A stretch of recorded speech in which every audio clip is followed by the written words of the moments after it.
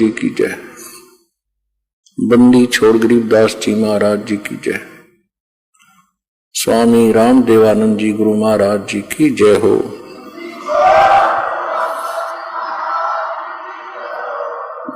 गरीब नमो नमो सतपुरुष को नमस्कार गुरु की नहीं। सुर नर मुनि जन साधुआं संतों सर्वस्ती नहीं। सतगुरु साहेब संत सब डंडो तुम प्रणाम। आगे पीछे मध हुए तिनको जा कुर्बान।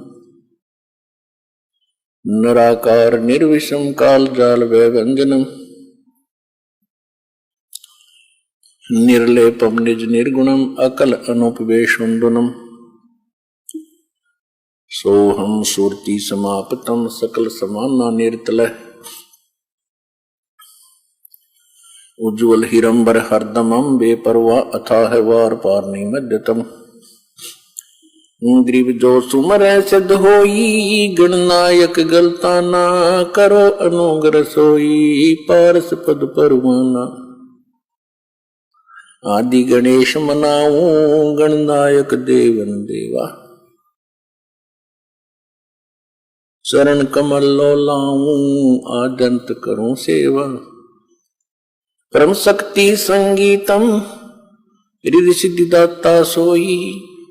अविगत गुण अतीतम सत्य पुरुष निर्मोही। जगदम्बा जगदीशम मंगल रूप मुरारी। तन मन अर्पों शीशम भक्ति मुक्ति भंडारी। सुर नर मुनि जन ध्यावें ब्रह्मा विष्णु महेशा। शेष सहस मुख गावे पूज्य आदि गणेशा। इंद्र कुबेर सरीखा वरुण धर्म राय ध्यावे। समर्थ जीवन जी का मन इच्छा फल पावे। 33 कोटि अधारा ध्यावे शेष 88। उतरे बहुजल पारा कट है यम की फांसी। 33 कोटि अधारा ध्यावे शेष 88। उतरे बहुजल पारा कट है यम की फांसी। कर जोड़ों विनती करूं धरों चरण पर शीश। गुरु जी राम देवानंद जी महाराज ने दियो नाम बख्शीश। कोटि कोटि सिजदा करूं कोटि कोटि प्रणाम। चरण कमल में राखियो हमें बंदी जो मैं गुलाम। कुत्ता हूँ गुरुदेव का रामपाल दास का नाम। गले प्रेम की जेवड़ी जाखे चोवा जाऊं। तो करो तो बावड़ू दूर दूर करो तो जाऊं। जो राखो तो ही रहूं जो देवो सो खाऊं। परम पिता परमात्मा पूर्ण ब्रह्म सारी सृष्टि के रचने वाले हम प्राणियों के सच्चे हितैषी कबीर परमेश्वर जी की असीम रजा से आप सभी पुण्यात्माएं परमात्मा के चरणों में लगे हो। आपके ना जाने कौन से जन्म जन्मांतर के शुभ संस्कार आपके संग्रह थे, जिनके परिणाम स्वरूप आप परमात्मा के परमात्मा की शरण ग्रहण कर रहे हो, परमात्मा की महिमा का हम कोई गुणगान कर नहीं पाते बच्चों। हमने परमात्मा शब्द सुना था, इसको भाषा भिन्न करके कोई गॉड कहता है, कोई रब कहता है, कोई खुदा कहता है, कोई अल्लाह कहता है, कोई राम कहता है, कोई भगवान कहता है। और इस बात की सभी गवाही देते हैं कि वो शक्ति बहुत प्रबल है। राजा लोगों को हम संपन्न मानते रहे, मानते हैं। एक निर्धन नागरिक राजा को बहुत बड़ा पावरफुल मानता है, और राजा पर भी जब आपत्ति आती है तो वो भी किसी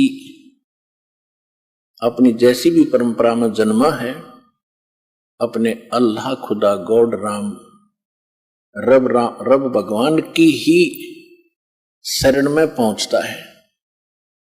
यानी अपने राजकाज में जब उसको भी कोई दिक्कत आती है, वो तो सक्षम माना जाता है पृथ्वी पर, वो भी परमात्मा की खोज करता है, उससे राहत चाहता है।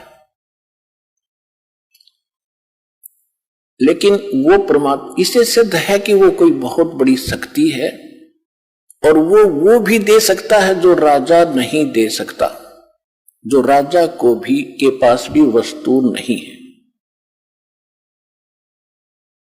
राजा क्या नहीं दे सकता, क्या दे सकता है? जब तक हमें ज्ञान नहीं था तब तक हम सोचते थे मंत्री ने, मुख्यमंत्री जी ने नौकरी दे दी। नहीं, रोजगार भी परमात्मा देता है। करे करा वैसाइया मन में लहर उठा, और दादू सिरधर जीव के आप बगल हो जा। जो कुछ भी करता है भगवान करता है। वो करता कैसे है कि पहले वो शुभ संस्कार बनवाता है और फिर उसको राहत देता है। तो शुभ संस्कार बनते हैं शास्त्र अनुकूल साधना से। शास्त्र के अनुकूल जो भक्ति हम करेंगे मर्यादा में रहकर, तो शास्त्र अनुकूल साधना में सबसे पहले सतगुरु की आवश्यकता पड़ती है,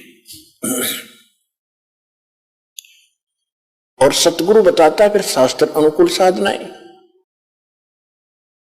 तो जब तक हमें शास्त्र अनुकूल साधना नहीं मिलती है और हमें कुछ राहत कहीं से हम महसूस कर रहे हैं, किसी देव, ईष्ट या संत के खेमे में जाकर, उनके पास जाकर के, या किसी मंत्री, मुख्यमंत्री या किसी अन्य अधिकारी से, या किसी सेठ फैक्ट्री मालिक से, हम ये सोचते हैं कि इसने हमें कुछ राहत दे दी, तो वो हमारी एक सांसारिक सोच थी। ये सब कुछ परमात्मा व्यवस्था करते हैं, उन्हीं के लिए करते हैं जिनके पूर्व संस्कार पिछले जन्म जन्मांतर के कोई शुभ संस्कार हैं, और वो पहले निर्धारित होते हैं। ऐसे सर्कमस्टांस बनाता है परमात्मा कि फिर उन्हीं को वो सुविधाएं प्राप्त होती है, अन्य को नहीं होती। तो राजा लोग भी जिस शक्ति की आस करते हैं, तो वो कितनी प्रबल और कितनी सुखदाई, अर्थात वो सभी काम, हमारे सर्व काज करने वाली वो पावर है। इसलिए उसकी खोज राजा लोग भी राज त्याग कर भी किया करते थे। दुर्भाग्य ये रहा कि उनको सतगुरु नहीं मिले, मार्ग नहीं मिला, परमात्मा के पाने की विधि नहीं मिली। एक सिंपल, एक आम कहावत हम सुना करते थे, गांव पर प्रचलित थी हमारे यहां, कि एक राजा का मित्र था कोई किसान। राजा कहीं शिकार में गया हुआ था, जिस बकवाद करने जाते ही है राजा लोग, जब इनको सुख हो जाता है तो भगवान छोड़कर बकवादे करते हैं। तो वो ज्यादा गहरा चला गया, कहीं दूर, भूख प्यास से व्याकुल था। किसान के पास अपने खेत में अपनी रोटी उपलब्ध थी, अपनी ही। राजा वहां पहुंच गया, उसने ये भी नहीं पूछा भी तू कौन है, कहां से आया है किसान ने, और पूछा भी भूख लगी होगी तेरे को घोड़े वाले। कहा जी भूख लगी, बैठ पहले भोजन खा। भूख लगी हुई थी, भोजन उसने सारा खा लिया। फिर उसने तब पूछा कि आप क्या खाओगे, कि कोई ना, मैं तो यहां से कोई घास फूस और फल फ्रूट मिलेगा तो खा लूंगा, आप अतिथि हो। इस बात से बड़ा प्रभावित हुआ राजा। तो राजा ने कहा भाई तेरा नाम क्या है? ये नाम है, ये मेरा गांव है। फिर उसने बताया कि अभी मैं राजा हूं इस नगरी का, जिस क्षेत्र में तेरा गांव पड़ता है, और तुझे कभी कोई आपत्ति आवत मेरे पास आ जाना। कुछ वर्ष उसको उसने एक ऐसा बना के दे दिया, अपना ऐसा कोई आइडेंटिटी उसको बनाकर दे दी कि तेरे को कोई नहीं रोकेगा, कभी आ जाना मेरे राजमहल तक, यानी मेरी रेजिडेंस तक भी आ जाना। तो इतना प्रभावित हुआ राजा उस किसान के इस बात को देख करके, अपने मुंह से रोटी निकाल कर अतिथि को दे दी। ये छोटी बात नहीं, ये पिछले संस्कार ही होते। तो वहां पहुंचा, एक दिन उसको कोई बात याद आ गई कि अभी राजा से मिलकर आते हैं। कुछ सूखा गिर गया था, वो सूखा तो फिर सारी नगरी में गिर रहा था। राजा था, जब वो पहुंचा, राजा मुसलमान था, बाहर बैठा अपना कोई नमाज कर रहा था, और वो सीधा ही पहुंच गया, वो दिखा करके वो पासपोर्ट राजा वाला। तो वो कहने लगे, जो सेवादार थे, नौकर थे, कि यहां बैठो भाई, राजा अपनी कुछ क्रिया कर रहा, उसके बाद बात करेंगे। वो सामने देख रहा था कि राजा क्या कर रहा है। जब राजा खड़ा हुआ, कुशल मंगल पूछा, तो उसने पूछा किसान ने कि पहले ये बताओ आप ये क्या कर रहे थे। राजा ने कहा कि मैं भगवान से, अल्लाह से अपने राज्य में, अपने घर में सुख की कामना कर रहा था। अकाल गिर गया है, इसके लिए दुआ मांग रहा था। तो किसान कहने लगे, अच्छा, अरे मैं तो भिखारी के पास आ गया भाई, उससे तो मैं न मांग लूंगा अपने घर पे, फिर तेरे से क्या जरूरत है मुझे मांगने की। राजा भी उसी दुख में दुखी, और मैं भी वही दुखी। मांगना किसी, देने वाला कोई और है, उसको हम भूल गए।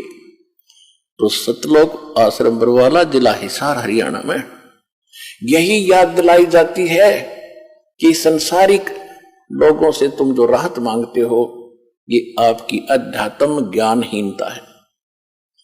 परमात्मा से मांगो, परमात्मा उसी को देता है जिसके पहले के शुभ संस्कार है ना। बेशक मांगते रहियो, कति नहीं दे। अब सब शुभ संस्कार बनते कब हैं? अब बनेंगे।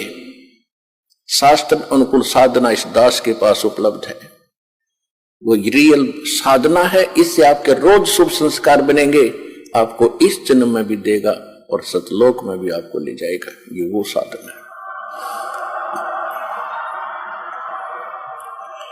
आपने बस इतना सा करना है, जैसा ये दास कहे उसके अनुकूल करके देखो। जो गुरु आदेश हो गुरु जी का, उसका पालन करके देखो। भाई जो गुरु बचन पे डट गे, कट गे फंद 84 के, कट गे फंद 84 के, कट गे फंद 84 के। भाई जो गुरु बचन पे डट गे, कट गे फंद 84 के, कट गे फंद 84 के, कट गे फंद 84 के। वस्तु मिली ठोर की ठोर, मिट गी मन पापी की दोर। वस्तु मिली ठोर की ठोर, मिट गी मन पापी की दौड़। भरम मिटे मथुरा काशी के, भरम मिटे मथुरा काशी के। भाई जो गुरु बचन पे डट गे रकट गे फंद 84 के। कट गे फंद 84 के रकट गे फंद 84 के। भाई जो पुणात्मा, इतनी सी बात है। नकली गुरुओं के वचनों पर भी बहुत से श्रद्धालु डटे हुए हैं, उनको संत परम धनी मान गए, लेकिन अंत में दोनों को ही धोखा लगेगा। झूठे गुरु के आश्रय कदे न उदरे जीवे, सच्चा पुरुष कबीरे है आद परम गुरु पीवे। झूठे गुरुओं के से भी मोक्ष नहीं होगा। पहले गुरु मिले, फिर वचन पर डटे, फिर देखना संसार का भी सुख और परलोक भी सुधरेगा आपका। तो वो सतगुरु, क्योंकि पुण्यात्माओं अपनी महिमा परमात्मा ने भी खुद ही बतानी पड़ी, लेकिन जिनके गले ना उतरी वो हार में रह गए, और जिनके वह बात सच्ची लगेगी उनका उद्धार हो गया। हम ही अलख अल्लाह है कुतुब गोस और पीरे, गरीबदास खालक धनी हमरा नाम कबीरे। ए स्वामी सृष्टा में सृष्टि हमारे तीरे, दास गरीब अधर बसों अवगत सत्य कबीरे। रामानंद जी से परमात्मा अपनी महिमा बता रहे थे कि मैं सारी सृष्टि का रचने वाला हूं, मैं पूर्ण परमात्मा हूं, मैं ऊपर रहता हूं, जिसको तुम अवगत कहते हो, जिसकी तुम्हें ज्ञान नहीं उस गति का। लेकिन ये गले उस समय रामानंद कर नहीं उतर रही थी, उल्टा गालियां देने लग गया। तो छोटी जाति का नीच बालक छोटा सा तो क्या बकवास कर रहा, अपने आप को भगवान मान बैठा। और जब रामानंद जी को परमात्मा सचखंड सतलोक जहां मालिक रहते हैं वहां लेकर गए और फिर वो वापस छोड़े, बोलत रामानंद जी सुनो कबीर करतार, गरीबदास सब रूप में तुम ही बोलन हारे। दो ठोर है एक तू भया एक से दो, गरीबदास हम कारणे तुम आए हो मगजो।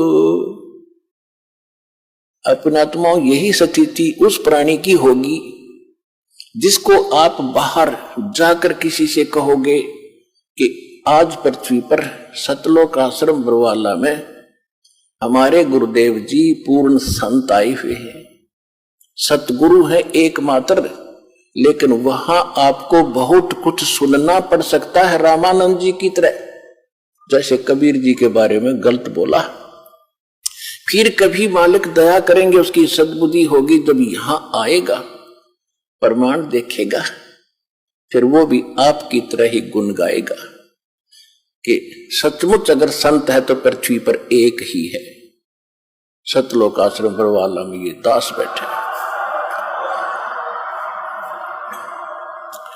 इसलिए बार बार कहना पड़ता है, अपनी महिमा आप ही बतानी पड़ती है। दास तो एक नौकर है उस परम पिता का, आप हो उसके बच्चे और आपकी सेवा दास को दे रखी है। और कोशिश यही रहेगी कि भगवान से डर के मालिक के बच्चों की नौकर जो सेवा करता है उसकी नौकरी बनी रहती है। तो दास का ये प्रयत्न आखिरी सांस तक रहेगा।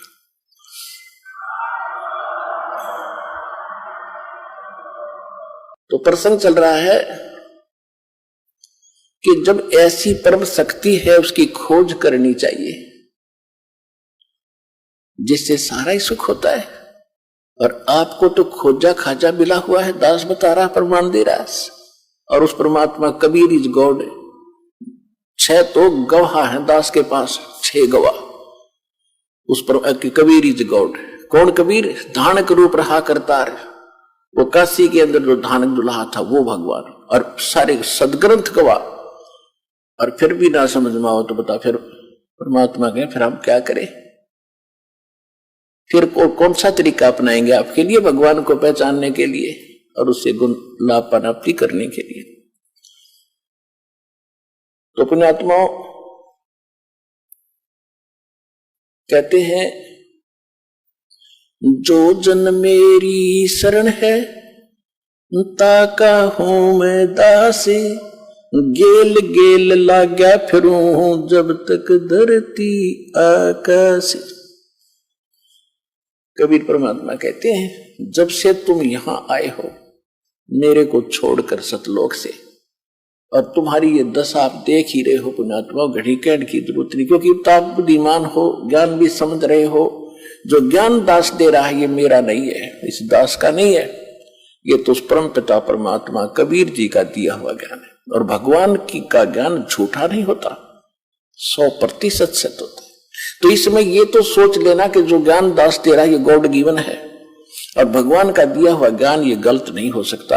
इसलिए अपने दिल को डांटो, मन को रोको इसके ऊपर कि सचमुच यही सच सब कुछ है, साधना भी यही ठीक है, भगवान भी यही है, हमारे सदग्रंथ प्रमाण देते हैं और महापुरुषों ने भी इसकी गवाही दी है। तो ये सबसे पहले ये निश्चिंत होना चाहिए कि कबीर इज गॉड। जब आपको ये पक्का हो जाएगा कि परमात्मा कबीर जी है, और कौन कबीर? उन गवाहों ने जो विटनेस है, महापुरुष आदरणीय धर्मदास साहिब जी, आदरणीय गरीबदास साहिब जी, आदरणीय मुल्कदास साहिब जी, आदरणीय नानक साहिब जी, आदरणीय दादू साहिब जी, आदरणीय गरीबदास साहिब जी, गांव छुड़ानी जिला झज्जर हरियाणा वाला, और आदरणीय गीसा दास साहिब जी, गांव खेखड़ा जिला बागपत उत्तर प्रदेश, और काशी वाले स्वामी आदरणीय रामानंद जी महाराज। तो ये दास के पास गवाह है, विटनेस है उस परम पिता के कि हु इज गॉड है, Kabir is God. Who Kabir? हम सुल्तानी नानक तारे दादू को उपदेश दिया,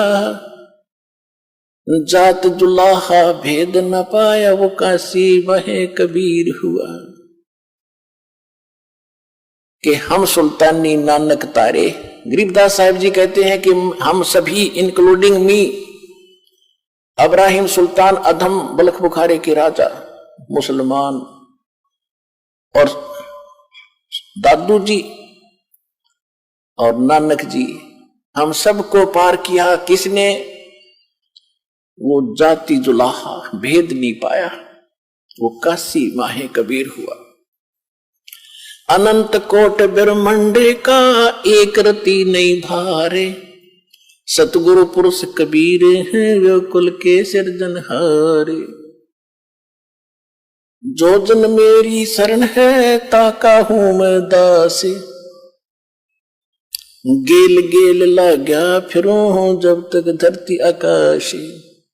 जो बच्चा गऊ की नजर में यूं साईं को संत, भक्तों के पीछे फिरे वो भक्त वत्सल भगवंत। हमारे भगवान कौन है? आज तक हमने वो परमात्मा भगत वत्सल भगवान ही नहीं मिला था। हम भगत वत्सल मान रहे थे श्री कृष्ण जी को, श्री विष्णु जी को, श्री रामचंद्र जी को। ये इनके पुजारियों के भगत वत्सल थे, लेकिन इनकी शक्ति कितनी थी, ये कितना लाभ अपने भगत को दे सके थे, ये आपको पता है। तुम कौन राम का जपते जापम, तात कटे न ये तीनों तापम। तुम किस भगवान का आसरा लिए बैठे हो जिसे तुम्हारे 3 ताप भी नहीं कट सकते? 3 ताप के अंदर किसी देव, किसी ऋषि, संत का श्राप दे देना, ये 3 ताप में आता है।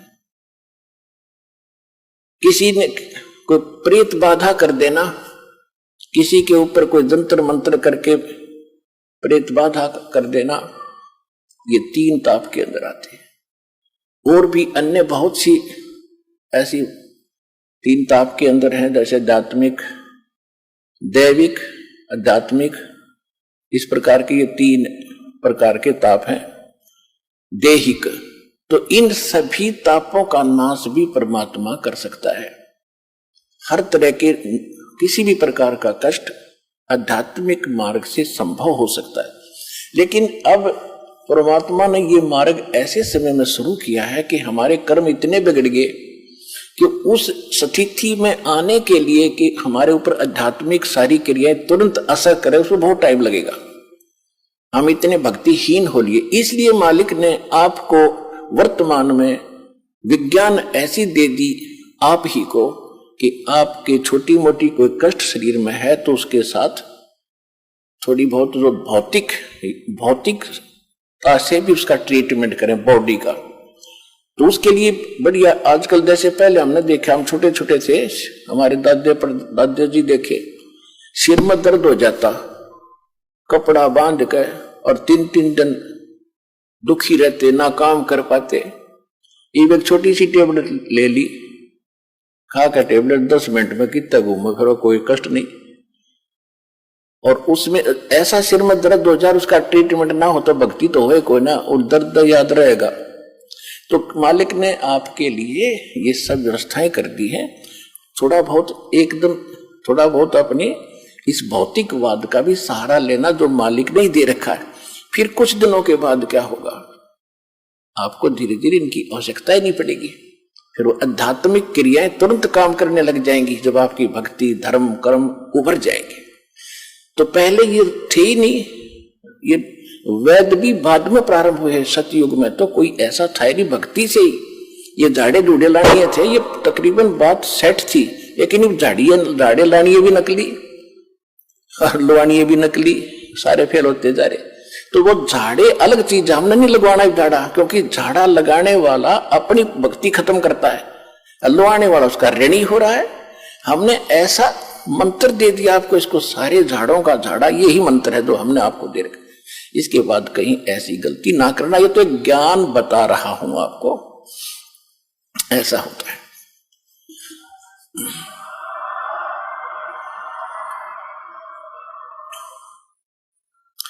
तुम कौन राम का जपते जापम, तात कटे न ये तीनों तापम। हम पौराणिक कथाएं सुना करते थे बचपन से ही, क्योंकि पवित्र हिंदू धर्म में जन्म था। हमारे धर्म गुरुओं ने जो भी हमारे अंदर ज्ञान फीड कर रखा था वो बहुत बोलबाला था, जन जन की जुबान पर था। इसी को फिल्माइज भी किया जाता था, इसी के नाटक भी सुनाए जाते थे, रामलीलाएं भी सुनाई जाती थी। क्या था कि एक समय नारद जी कहीं तपस्या साधना करके आए थे और उसको भ्रम हो गया कि मैंने अपनी काम वासना, अपनी विषय वासना पर काबू पा लिया। अब जंगल में बैठा था, मूंड मांड मुंडवा के, और वहां घास फूस फल आहार करके शांत भाव से रह रहा था।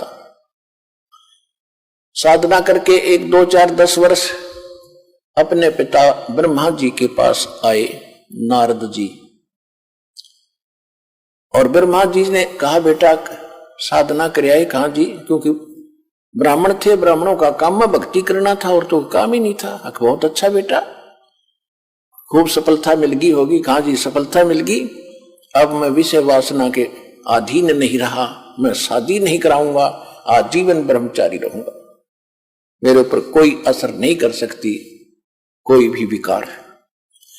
ब्रह्मा जी ने कहा कि बेटा बहुत अच्छी बात है, यही काम होता साधु संत ब्राह्मण का, लेकिन ये बात किसी को बताना नहीं होता, आपने गुप्त रखना।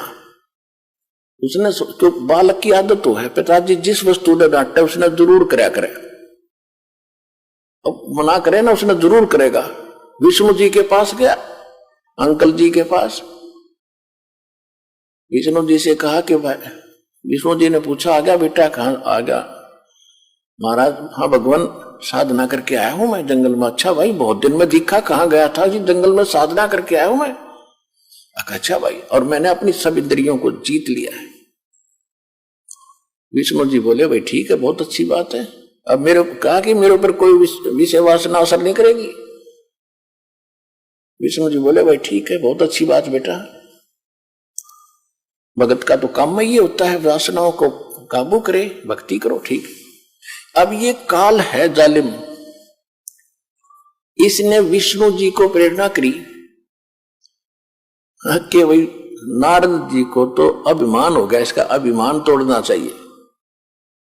जब विष्णु जी के घर से निकलकर चला, किसी नगरी में जा रहा था, वहां एक मायावही नगरी तैयार कर दी और उस राजा की लड़की का स्वयंवर हो रहा था और वहां खूब चहल पहल और खूब सजा रखी उस नगरी को। नारद जी ने पूछा भी क्या पर्व है आज? नगर के लोगों ने बताया कि राजा की लड़की का विवाह है और इतनी सुंदर लड़की है कि शायद पृथ्वी पर नहीं एक परी उतरी है और दूर दूर के देश के लोग राजा लोग आ रहे हैं। आज स्वयंवर है, वो स्वयंवर बनेगी, अपने वो मनपसंद पति चुनेगी, लाइन में सब बैठ जाएंगे, वो जिसको चुनेगी वो उसके वरमाला डाल देगी, उसका पति होगा। और वहां फिर गाने बजाने, ढोल ढाल बाजे सब सुरीले। ये ब्याह के ढोल ढाल गीत गात बहुत बुरे होते हैं, ना प्रेरणा हो तो बनगी। अब नारद जी ने सोचा कि अभी देख लेते हैं, गृहस्थ जीवन भी देखना चाहिए। पिता ने ब्याह करवा रखा, चाचा ने करवा रखा विष्णु जी ने, और छोटे चाचा शंकर जी करवा रहे, तो ब्याह में कोई ऐसी बुराई तो है नहीं। यूं सोचकर थोड़ी सी दूर बाहर जंगल में बैठकर आधा किलोमीटर जाके और प्रार्थना की भगवान से कि साधना की मैं आज तक आपसे कुछ नहीं मांगा, आज एक वस्तु मांगना चाहता हूं विष्णु जी से। विष्णु जी का रूप मांगना चाहा कर, विष्णु जी बहुत सुंदर हैं और उस रूप को मुझे प्राप्त होते ही लड़की स्वयं वरमाला डाल देगी, कहने की जरूरत ना पड़े मुझे। विष्णु जी आगे बोल बेटा क्या मांगते हो महाराज? ऋषि जी क्या मांगते हो?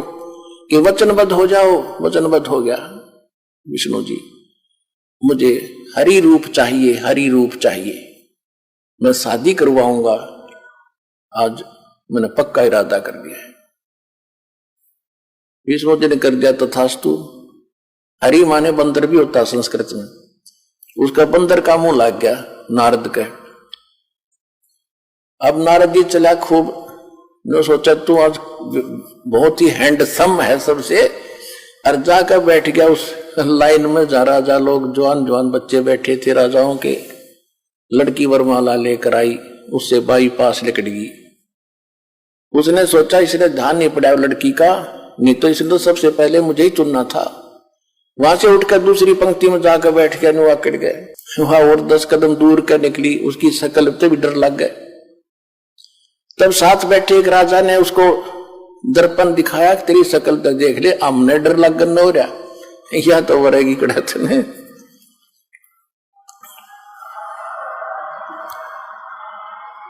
जब उसने देखा कि मेरा तोलिया बिगाड़ दिया विष्णु जी ने, तो उसको श्राप दे दिया।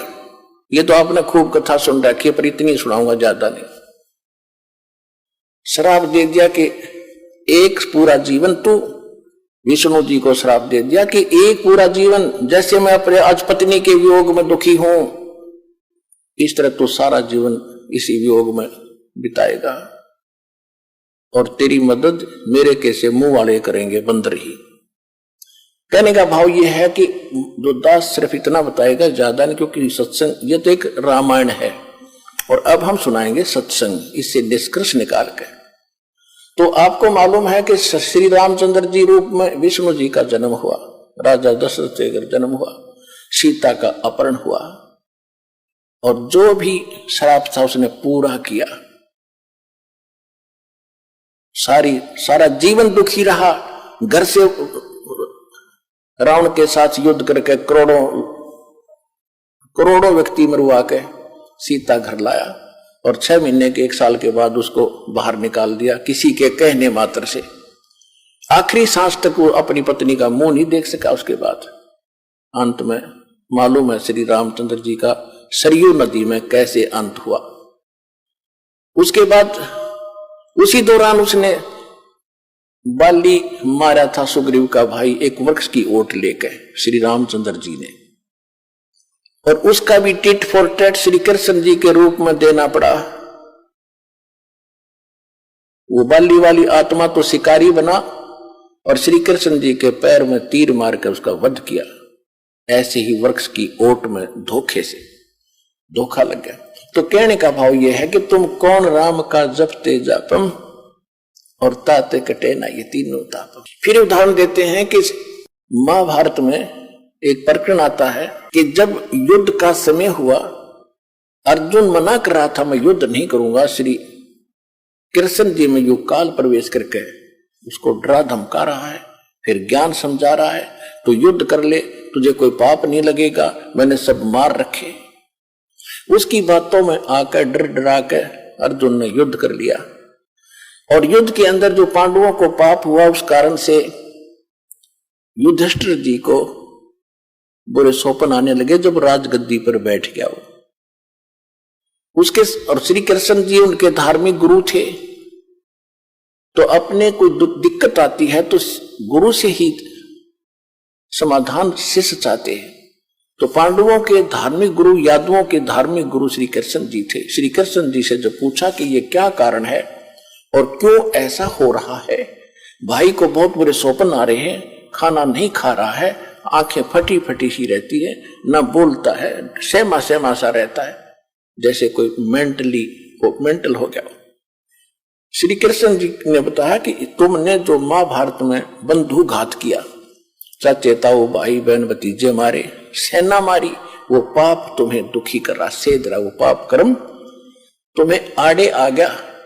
इसका समाधान तो उस समय अर्जुन को महसूस तो हुआ कि युद्ध के समय जब मैं मना करूं था युद्ध करने से, और कृष्ण कह रहा था तू क्यों नहीं करता, तू तो सूरवीर है, क्यों अपने लक्षण को भूल गया है, ये है वो है, और मैंने सबको मार रखा, तुझे पाप नहीं लगेगा। आज ये पाप कहां से आ गया? तो अर्जुन बोला नहीं, इसलिए नहीं बोला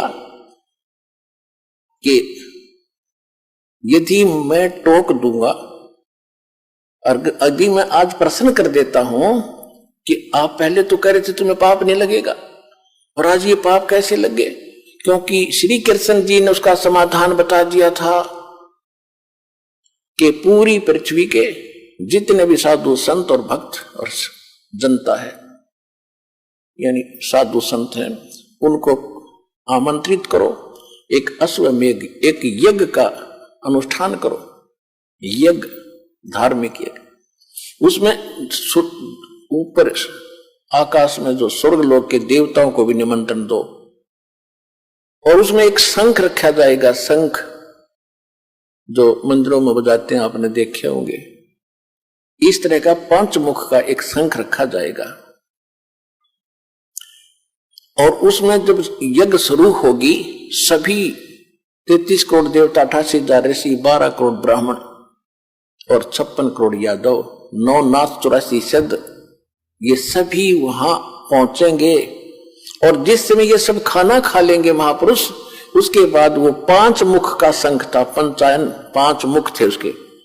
आपने तो एक मुख का देखा होगा, 2-2 मुख के तो हमने भी देखे हैं, तो 5 मुख का था, उसके 5 मुख थे। और उसको कहीं अलग रख दिया जाएगा सटूल पर दूर।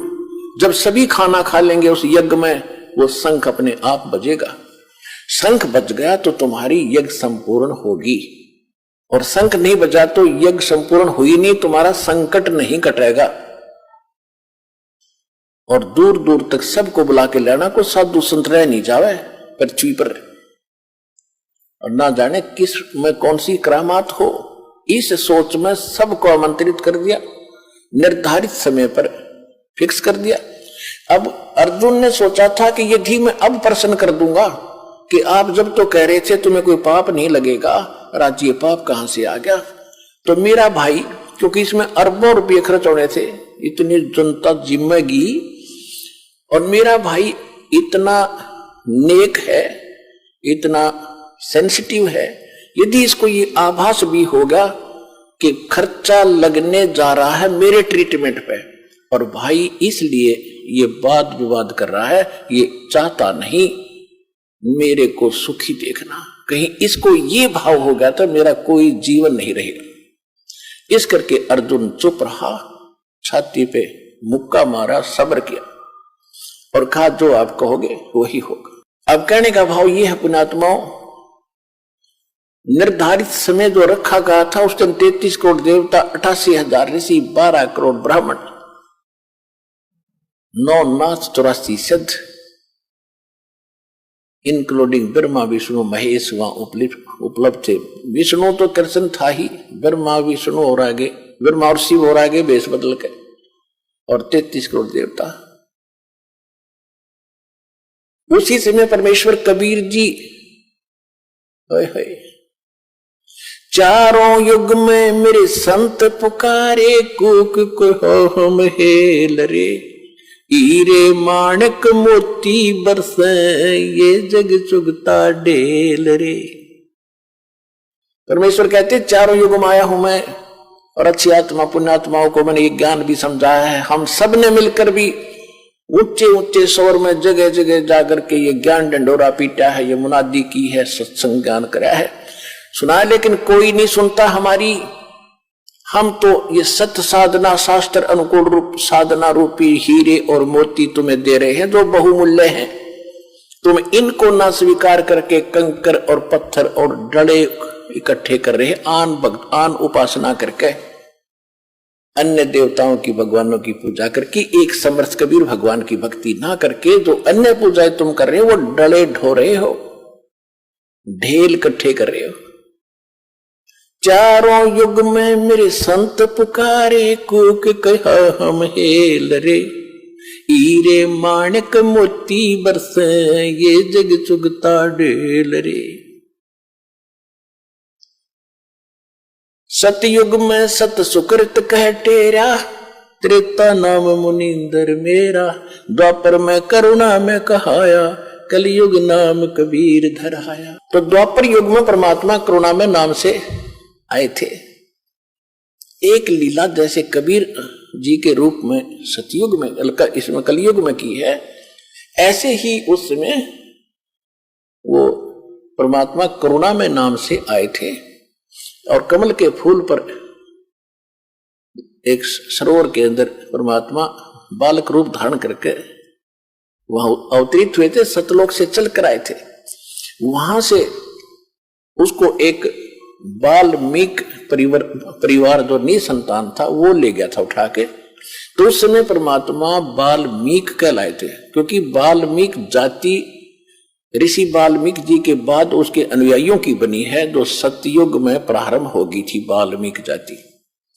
तो उस जाति में जन्मे थे वो, तो वहां परमात्मा वो उठाकर ले गए थे दंपति कबीर जी को। तो इस कारण से वो वाल्मीकि कहलाए दाता। और उसी वाल्मीकि के उस यानी वाल्मीकियों में ही एक स्वपच नाम का एक सुदर्शन थे, सुदर्शन नाम था। केवल उसने भगवान को पहचाना था। उसने भी जब पहचाना था जब मालिक ने ऊपर ले जाकर उसको वापस छोड़ा था। उसके बाद उसका बिल्कुल भ्रम निवारण हो गया था। लेकिन सुदर्शन के माता पिता नहीं मानते थे, और खुद परमात्मा के माता पिता भी नहीं मानते थे। वो भी रामकृष्ण इन्हीं के पुजारी थे, विष्णु ब्रह्मा शिव जी के। लेकिन सुदर्शन जी ने बालिक का ये ज्ञान नाम भक्ति ग्रहण किया था। तो उस दिन भीम जो पांडवों का भाई था भीम, उसकी सेवा उस साइड में लगी थी ये निमंत्रण देने की, इन्विटेशन देने की। और उसने जाकर देखा सब जगह, वो अपना निमंत्रण दे के आ गया, जा रहा था। तो वहां एक झोपड़ी में सुदर्शन जी रहते थे, वाल्मीकि। और वहां जाकर के उसने कहा कि महाराज,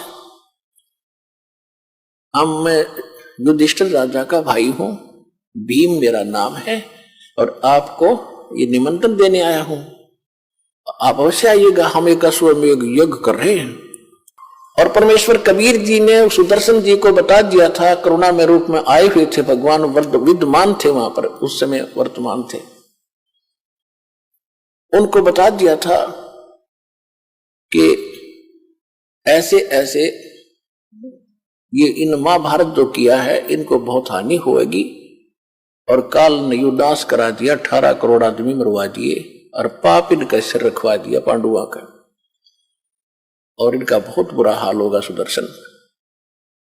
इतना कर इन्होंने कर दिया, राज खुश होकर राज कर रहे हैं, कितने दिन करेंगे इस राज को, इतने जीव मरवा के, पाप का माल गाड़ी भर ली इन्होंने मूर्खों ने। कहते हमारा ज्ञान किन्हें ना सुनिया, पर भी लेड़ जात है दुनिया। हमारी ज्ञान नहीं सुनते, और बकवादों में कहीं पर भी नहान जाओ, कभी तीर्थों पर जा रहे हैं, कोई और साधना कर रहे हैं। तो सुदर्शन जी को बात याद आ गई, गुरुजी बता रहे थे ये तो वो आदमी है। तब सुदर्शन जी ने कहा कि अरे भीम, तुम्हारे अन्न को जो खाएगा वो सीधा नरक में जाएगा, ऐसी गलती सुदर्शन नहीं करेगा।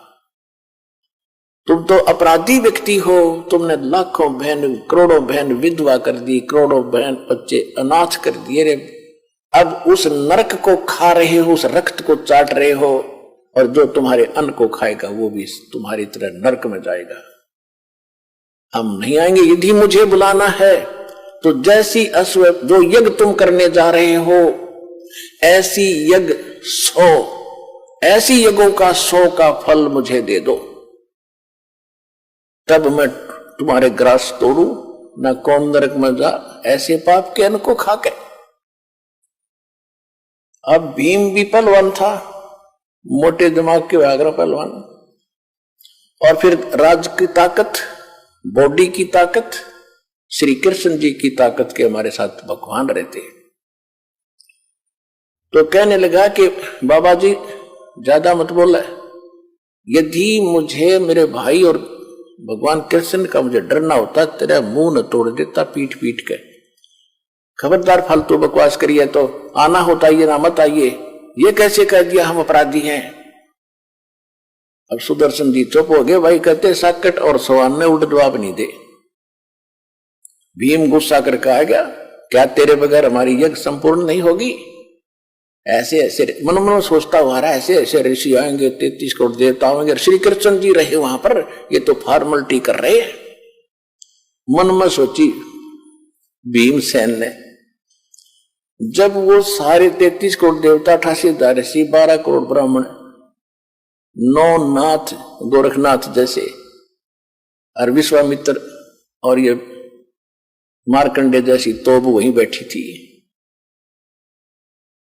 गोरखनाथ जैसी जो सोने को भी पहाड़ बना देता था वो भी वहीं विद्यमान थी वो आत्मा। क्योंकि ये आगे चलते रहते हैं, प्रत्येक युग में इनका जन्म होता है, क्योंकि गोरखनाथ जो आत्मा आज हम जानते हैं वो पहले किसी और नाम से थी वहां पर। तो आज हम जानते गोरखनाथ की महिमा से, और कोई नाम बताओ थारा जच्चे ने, इसलिए इनको ऐसे बताना पड़ता है। इसमें भ्रम ना पड़ना कि गोरखनाथ कब जन्मे और वो कब हुआ, ये फला, इस चक्कर में ना पड़ना। जो दास बोल रहा है सच्ची मानना, क्योंकि आप तो बच्चे हो, दास टीचर है।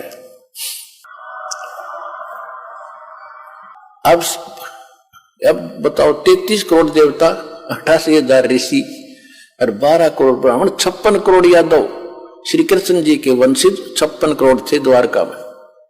वो उनके रिश्तेदार थे, क्योंकि अर्जुन ब्याह था, श्री कृष्ण जी की बहन ब्याही थी अर्जुन का शुभद्रा, तो रिश्तेदारों ने ताना ही आना था। वो 56 करोड़ रिश्तेदार आ रहे। धार्मिक अनुष्ठान में सब ने भोजन कर लिया, संघ की तरफ इंतजार कर रहे थे, टस से मस ना हुआ। युधिष्ठिर कहने लगा, भगवान हमारे पाप ही ज्यादा है, ये तो स्पष्ट दिखाई देता है मुझे। वो दिख रहे हैं, वो बहनें रो रही थी, चूड़ियां फोड़ रही थी, टक्कर मार रही थी। जिस दिन मैं गंगा घाट पर गया था, हरिद्वार में गया था, बच्चे लिपट लिपट कर रो रहे थे, पिता कहाँ गया। आज मुझे वो याद आ रही है कि हम बहुत पापी हैं, लेकिन अब ये समाधान मुश्किल लगता है। तब श्री कृष्ण जी ने कहा कि इसका समाधान करने वाला संत पहुंचा ही नहीं है। युधिष्ठिर को कुछ आशा जागी कि कौन है ऐसा महापुरुष, या गले नहीं उतरी युधिष्ठिर के कि श्री कृष्ण जी ने भोजन खा लिया और ये 9 नाथ 84 से 33 करोड़ देवता 88,000 ऐसी 12 करोड़ ब्राह्मण वेद के वक्ता जिन चारों वेद कंठस्थ कर रखे थे, दुनिया को बड़ी महिमा सुनाते थे, सिद्धियां भी रखते थे, सबने भोजन कर लिया, शंख नहीं बजा, और कौन है पृथ्वी पर। तब श्री कृष्ण जी ने कहा भाई एक फिर युधिष्ठिर जी ने पूछा कि भगवान क्या इन महापुरुषों के भोजन से ये समाधान नहीं हुआ, क्या ये साधु संत इतने तपस्वी नहीं है। श्री कृष्ण जी ने कहा कि तपस्वी ना है, ये तो 84 के ढोर हैं, अगले जन्म में कोई गधा पड़ेगा कोई कुत्ता, ये अभिमान के मारे हुए हैं, इनके पास वो भक्ति नहीं है। युधिष्ठिर के ना जच्ची यह बात, कैसे ऐसे ऋषि, और वहां ऐसे वशिष्ठ मुनि जैसे भी आ रहे, क्योंकि आत्मा ये स्वर्ग में है, ये कभी आ सकती है जब तक ये पुण्य है, इनका चक्र तो फिर बन जाएगा, जब अगले जन्मों में गधेर कुत्ते बनेंगे। सुर नर मुनि जन 33 करोड़ी, ये बंदे सभी निरंजन डोरी, यानी निरंजन के ही संविधान में है। और इसका संविधान क्या है, कोट जन्म तन भर मत होगे, कुछ ना हाथ लगा रे, कुकर सुकर खरबया बोरे, कौवा हंस बुगारे। इंद्र कुबेर ईश की पदवी, ब्रह्मा वण धमराया, विश्वनाथ के लोक को जाकर फिर भी उल्टा आया। इनका जन्म नहीं समाप्त होता, ये पोस्ट है 33 करोड़ देवता, 88,000 ऋषि, व्यास जी आदि, तो ये मर जाएंगी, अगले बार दूसरी आत्मा इन पोस्टों पर होंगी, ये कुत्ते गधे सुअर बन जाएंगे। श्री कृष्ण जी ने अपना आशीर्वाद देकर दिखाया कि देख, कोई अपने आसन पर जहां वो बैठे थे, कोई गधा बनकर खड़ा है, कोई कुत्ता बनकर, कोई सर्प बना है, कोई केंचुआ बना है। उस दृश्य को देखकर युधिष्ठिर घबरा गया कि भगवान ये लीला बंद करो, मैं देख नहीं पा रहा हूं, ये हालत होगी इनकी। हाँ, ये हालत होगी इनकी भविष्य में, ये लीला नहीं, ये सच्चाई है। फिर भगवान कौन है ऐसा महापुरुष जिससे हमारा उद्धार हो। तो श्री कृष्ण जी ने कहा कि ऐसे यहां से इतनी दूरी पर, और वो स्थान है, वहां एक महापुरुष रहता है जो सतगुरु का शिष्य है, वो ही एक भक्त है, उससे ही ये कल्याण हो सकता है। ये भी परमात्मा की रजा थी, श्री कृष्ण की जो दृष्टि खोल दी, उसको वही दिखाई दिया, अब वो संत है जिससे यह बात बन सकती है। तो फिर पूछा कि उस साइड में कौन भेजा था निमंत्रण के लिए, कि भीम भेजा था। तो भीम को बुलाकर पूछा कि आपने इस महापुरुष को निमंत्रण दिया या नहीं। भीम ने कहा जी निमंत्रण तो दिया, लेकिन वो तो कुबोल आदमी है, वो अच्छा आदमी नहीं है। श्री कृष्ण जी ने पूछा भाई देखो, आपकी जो सेवा दी थी वह पूरी करनी चाहिए थी, कौन कैसा है ये आपने नहीं देखना होता है, वो तो यहां ही बेरा पट्टेगा कौन कैसा है। और यह कोई बात थी तो हमें बताना चाहिए था, क्या हुई बात, उसने क्या कह दिया ऐसा कि सुदर्शन। भीम बताता है कि उस महापुरुष, उस संत ने, भगत ने ये कहा कि मैंने जब अपना इंट्रोडक्शन दी कि मैं भीम हूं, युधिष्ठिर का भाई हूं, और ऐसे ऐसे में ये कर रहे हैं अनुष्ठान, आप भी आइएगा। उन्होंने कहा कि तुम्हारे अन्न को तो वो खाएगा जिसने नरक में जाना हो, तुम तो अपराधी व्यक्ति हो, घोर पाप कर रखा तुमने।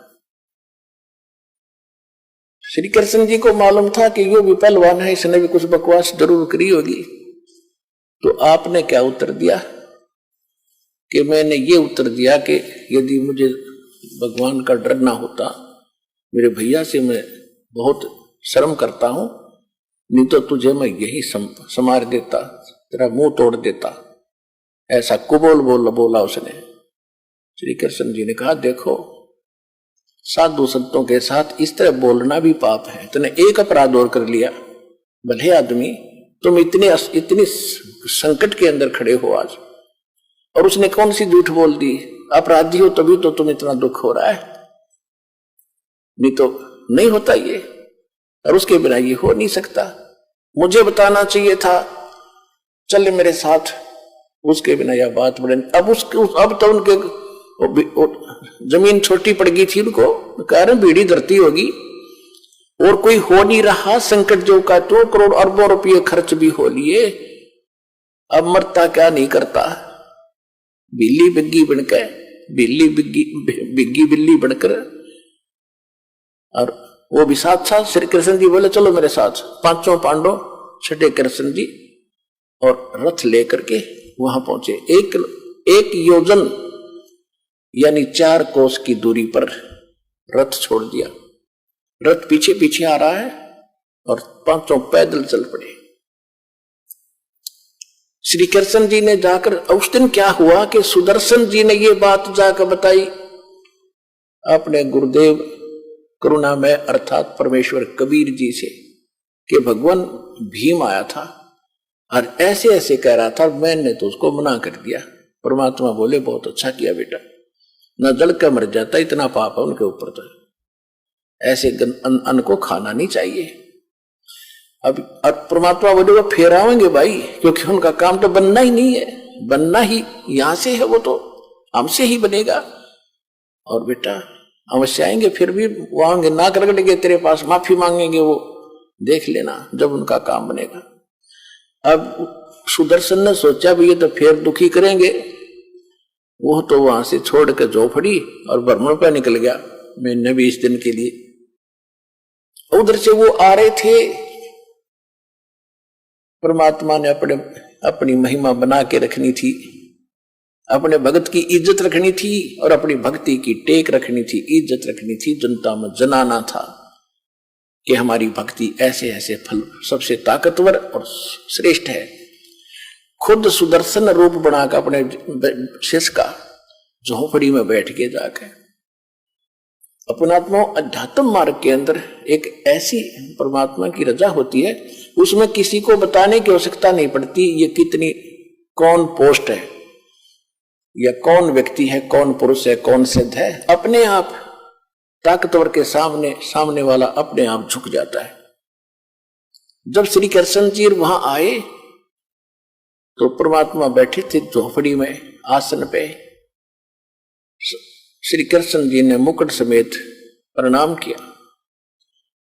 श्री कृष्ण जी दंडवत प्रणाम कर रहे हैं तो सारे 5 पांडवों ने भी करना था, क्योंकि वो तो फंसे पड़े थे।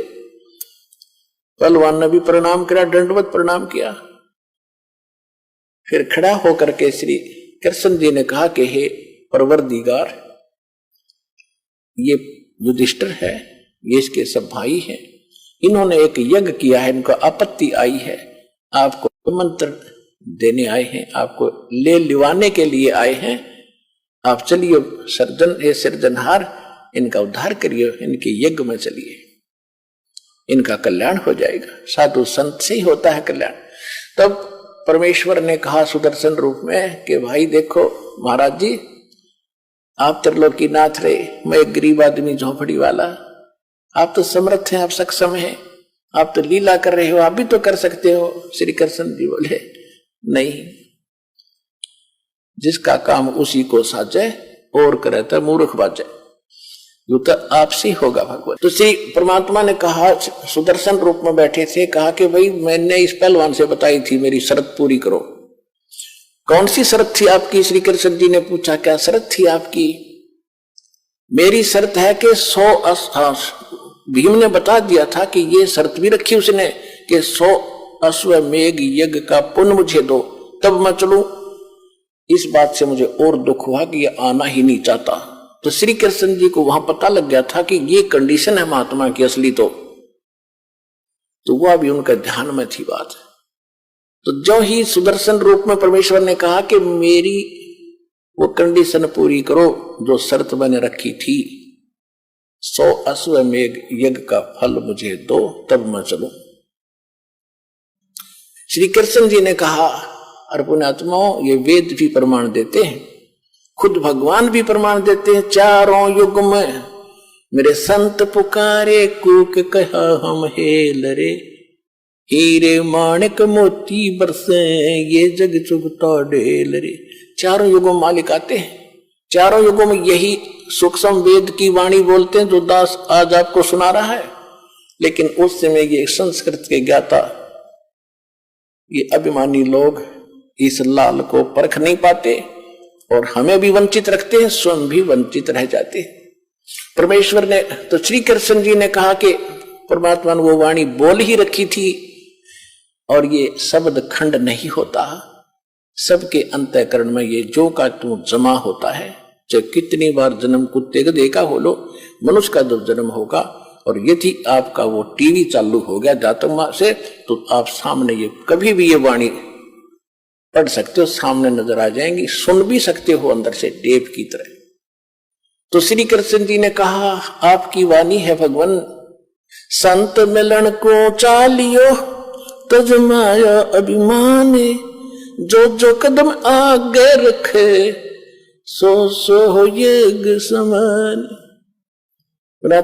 इस अध्यात्म मार्ग से आपने भी शिक्षा लेनी है कि जिस समय यदि इस सतलोक आश्रम बरवाला में ये दास बैठा है, पृथ्वी पर संत कहो, सतगुरु कहो या दास कहो, जिसके पास वो अनमोल खजाना है जो किसी के पास नहीं है, इससे वो अनमोल खजाना प्राप्त करने की विधि कैसे है? संत मिलन को चालियो तजमाया अभिमान, जो जो कदम आगे रखे ओ हे यज्ञ समान। अब जैसे आप यहां आते हो, अपनी पद, अपनी ताकत, अपनी ऊंची जाति, सम्मान, पद, इसको भूल के आया करो, यहां मत लेके आया करो। ये बीमारी है, ये तो रोग है भयंकर इस जीव के लिए। यहां तो एक दास बनकर आओ। जैसे बच्चा विद्यालय में जाता है, बच्चे कितने बड़े अधिकारी का है, किसी राजा का है, किसी का है, वहां तो एक साथ पढ़ता है, एक जैसा बैठता है और बच्चे उसको खुरकाते धमकाते, इधर बैठ, चल इधर बैठ। वो उस समय कभी कंप्लेंट नहीं करता अपने माँ बाप को जाके, वो मुझे धमकाता था, वो मुझे खुरकाता है, वो बच्चों की तरह ही रहता है। तो यहां आपने आके, चाहे कितना उच्च पोस्ट हो आपकी, ये उच्च पोस्ट तक 2 दिन की है, फिर कई पोस्ट मिल जाएंगी, गधे कुत्ते सुअर की जाए, यहां ठीक ठाक ना रहे तो वो भारी पड़ जाएंगे आपको। इसलिए यहां आकर विनम्र रहे, अधीन रहे, इस मन को सेट करना है। जब तक हम अधीन नहीं होंगे भगवान राहत नहीं देगा। इसलिए श्री कृष्ण, उनको परमात्मा ने लीला करनी थी कि श्री कृष्ण में ऐसी प्रेरणा भरी, उसने जाति दंडोत प्रणाम किया तो 5 पांडवों ने भी किया। अगर वो प्रणाम नहीं करते तो भी रजा नहीं बख्शते दाता। ये नियम है दाता का। सबको पहले किसको भी कहते सोचल छिद्र मैं करूं, अपने जन के काज, अधीन होना पड़ेगा भगवान के निकट आने के लिए। अहंकार से भगवान 100 कोस दूर है। तो श्री कृष्ण जी ने कहा कि आप ही का वचन है भगवान, संत मिलन को चालियो तजमाया अभिमान, और जो जो कदम आगे रखे ओ हे एक समान। यानी इस प्रकार आने वाले भक्त को इस सतलोक आश्रम बरवाला में वही पुण्य मिलेगा जहां से आप चले हो, कहीं से चले हो। और कदम बोला मालिक ने ऐसे, चाहे आप ट्रेन में आए हो, चाहे आप किसी चीज में आए हो, वहां से यहां तक के कदम नाप देगा आपके, और उतने ही यज्ञ का पुण्य आपके अकाउंट में लिख देगा, जो यहां बिल्कुल मर्यादा में रहेंगे आकर के।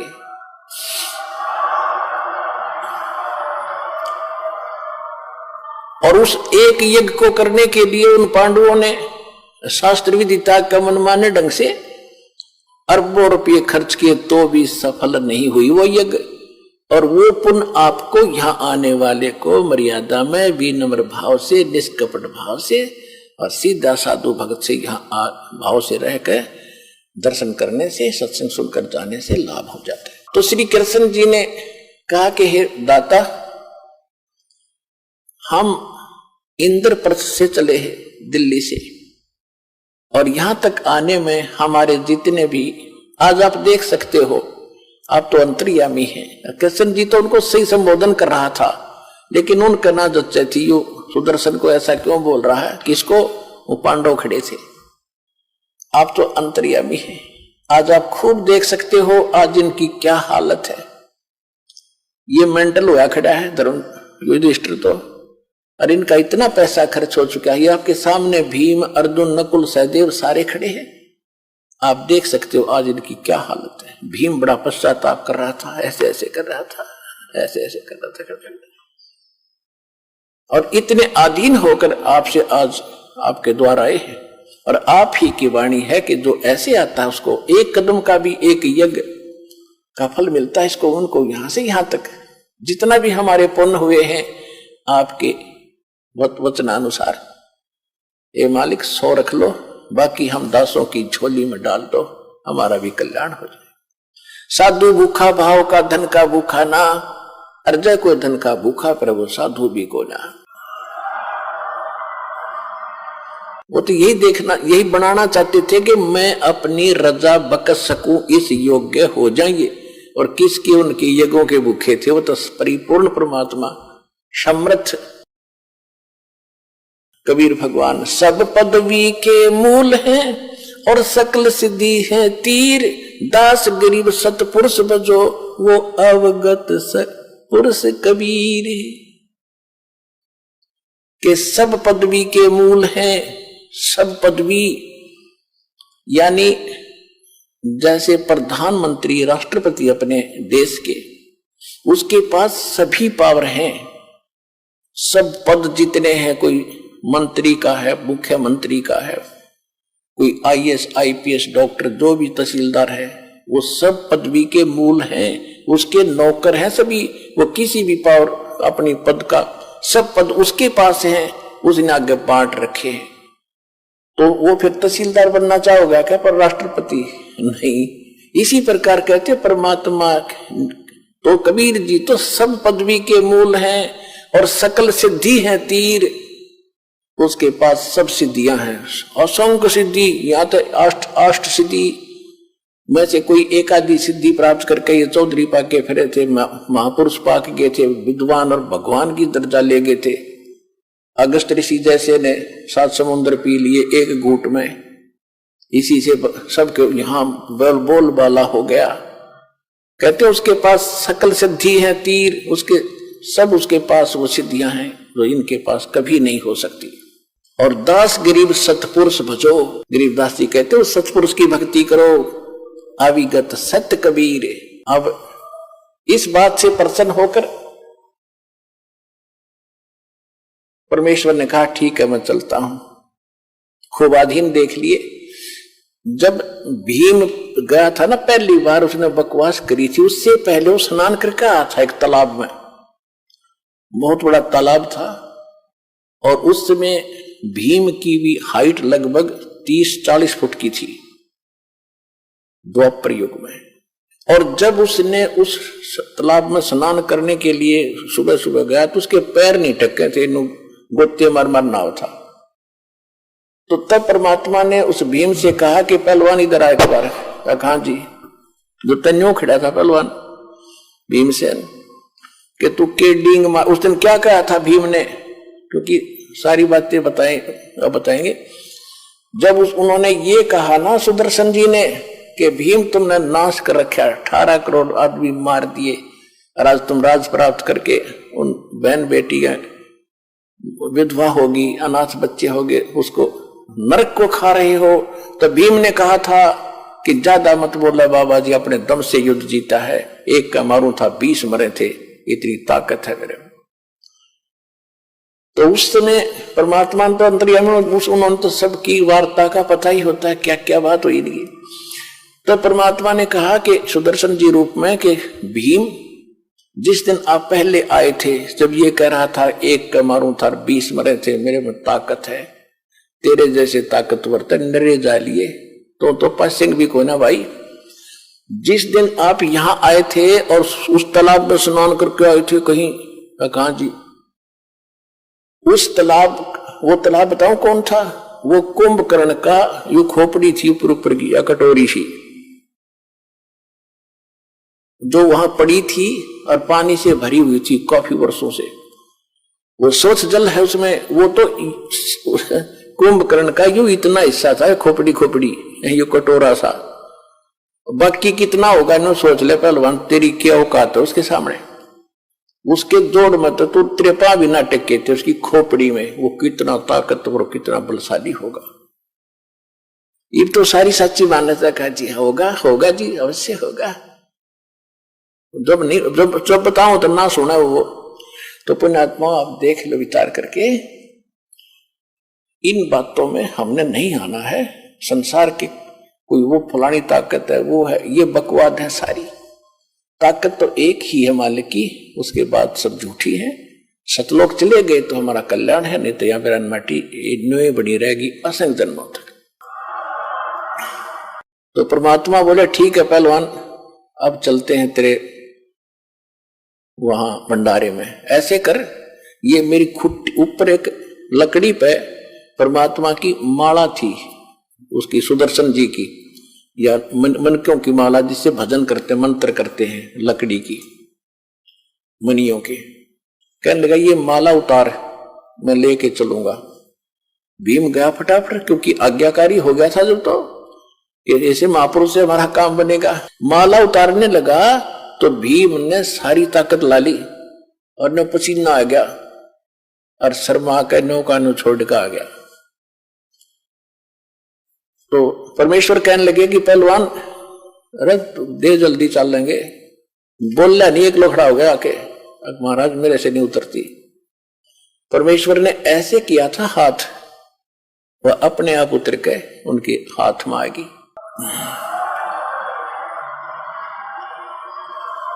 अपने आत्माओं संत चमत्कार नहीं करते, उनसे आपा हो जाते हैं।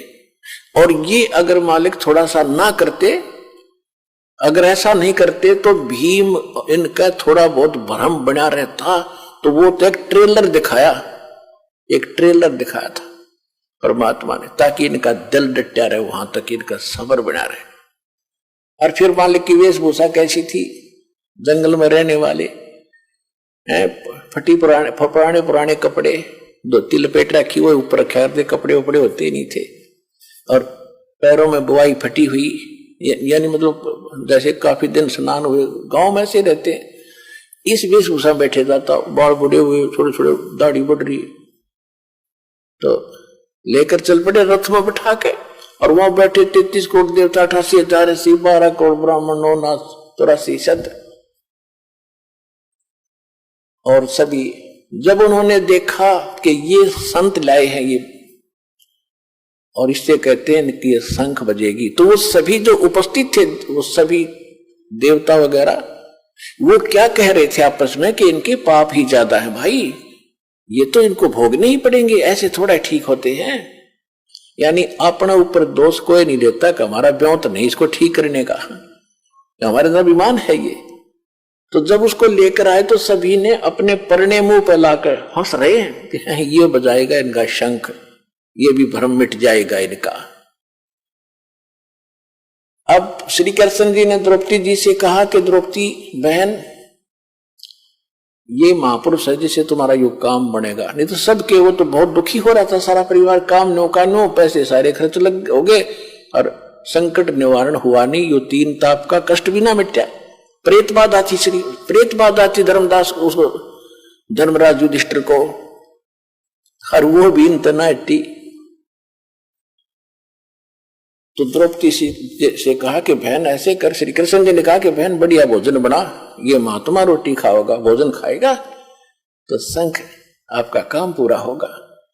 अपनी आत्माओं ऐसी सचिथी में और नहाकर धोकर स्वच्छ तरीके से बड़ा एक आइटम द्रौपदी ने अपने हाथों बनाया। कदे कोई नौकर गलती कर दे और महात्मा ने स्वादिष्ट ना लगे, क्योंकि ये ऋषि रसी देशी होया करे, ये ऋषि लोग थे, ये तो न सोच ले सर्प थे, सर्प विषैले, इनकी सेवा में थोड़ी सी कमी रह जा श्राप दे दे, पुण्य तो दूर की बात है, पाप पहला दे दे।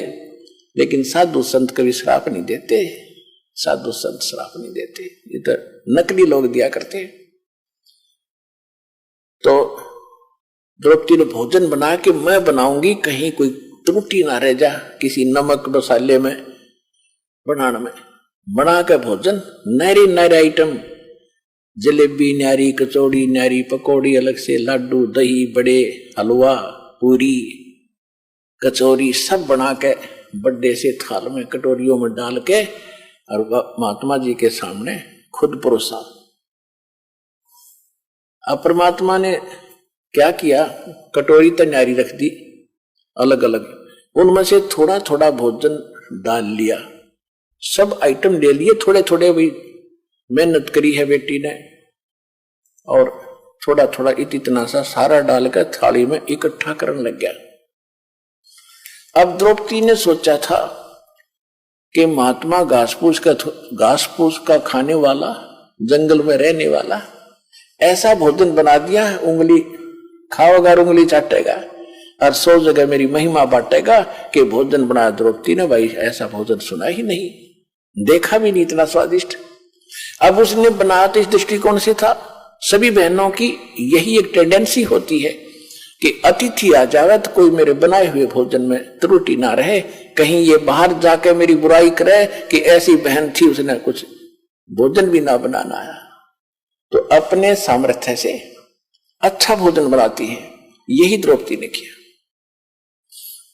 जब उसने देखा द्रौपदी ने कि इसने तो सारा काम बिगाड़ दिया, सारा गुड़ गोबर कर दिया, सारी इकट्ठी कर दी, टेस्ट नहीं लिया किसी वस्तु का, और मैंने 2 घंटे तक दो में आंख फुड़वाई, लकड़ी से चूल्हे पर बनते ही थे आइटम, तो मन मन में बहुत बुरा भला कह दिया महापुरुष के प्रति कि जिसी सकल इसी अकल, शूद्र का शूद्र ही रहा, इसने खाने का भी नहीं पता, ये काहे का शंख बजाएगा, काहे का ये काम पूर्ण करेगा, ये मन बड़ा दुष्ट है, 1 मिनट में काम बिगाड़ देता है। अब वो तो अंतर्यामी थे, द्रौपदी में के बकवाद भारी है, अहंकार था उसके अंदर कि महाराजा की रानी मैंने खुद भोजन बनाया, राजेश ने ये क्या कर दिया, कोई खाने का भी नहीं पता इसको, मेरे को एक बार भी ना सराया। परमात्मा अंतर्यामी थे, अब उसमें वह मरोड़ रही थी, अहंकार था। जब तक अहंकार है भगवान मदद करेगा नहीं, उसका वो अहंकार तोड़ना था, उसका बल काटना था, तो उसमें मरोड़ी रह रही थी थोड़ी बहुत, बल टेढ़ा बन रह रहा था, वो टेढ़ापन ठीक करना था द्रौपदी का। परमात्मा ने क्या किया, जितना भी वो सामान थोड़ा थोड़ा इकट्ठा पदार्थ मिलाए थे, इकट्ठा करके एक बार खाया। जो शंख रखा था टस से मछली हो रहा था, उसने एक बार आवाज की और बंद हो गया, सबका ध्यान गया, खुशी की लहर दौड़ गई कि हो बड़गी बात। दूसरी बार फिर खाया, दूसरी बार फिर शंख ने आवाज की, फिर बंद हो गया। 5 बार में उसने सारे आइटम को खा लिया जो डाल रखा था थाली में, तो 5 ही बार में वो शंख बजा और बंद हो गया। परमात्मा ने वह थाली चाट दी और साफ करके रख दी।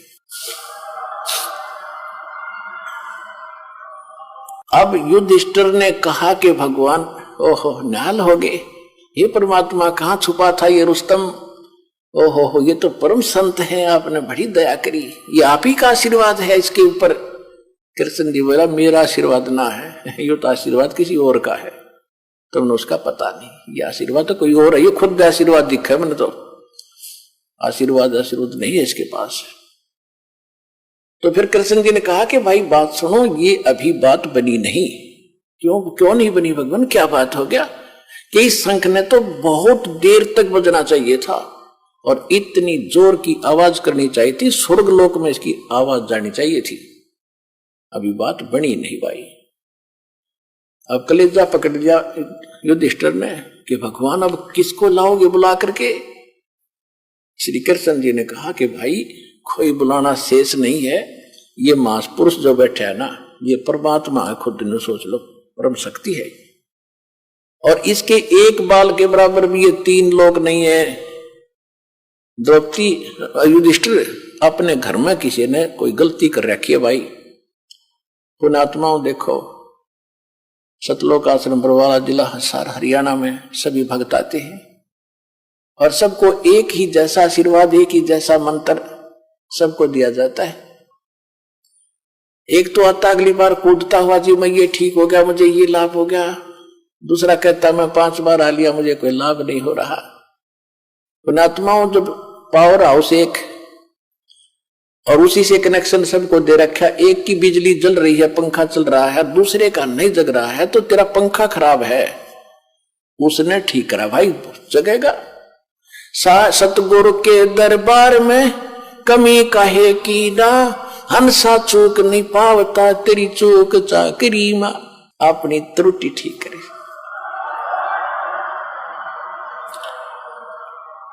अपनी चूक ठीक करो।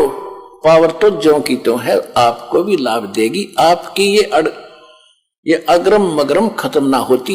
ये कैसे हो सकता है, ये कैसे हो सकता है, मतलब काफी दिन में सेट होगी। जब जिस दिन यह सेट हो जाएगी, Kabir is God nothing else, फिर देखना खेल दाता के।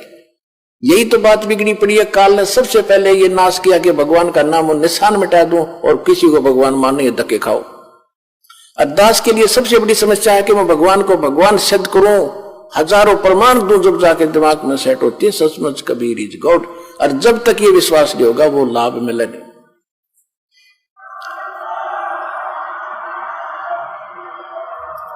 जैसा कि आप परमात्मा को जब भोग लगता है, एक शब्द सुनते हो, मोकू का खोज ढूंढे रे बंदे मैं तो तेरे पास में, ना तीर्थ में, ना मूर्त में, ना काशी कैलाश में। लास्ट में फाइनल करते हैं, कह कबीर सुनो भी साधो मैं तो हूं विश्वास में, और सब श्वासन के श्वास में। जो नाम तुझे दिया गया उसका जाप कर, और जिस दिन तुझे विश्वास हो जाएगा कबीर इज गॉड, सब कुछ कर सकता है, हृदय मान लेगा तेरा, उस दिन देख मेरे खेल।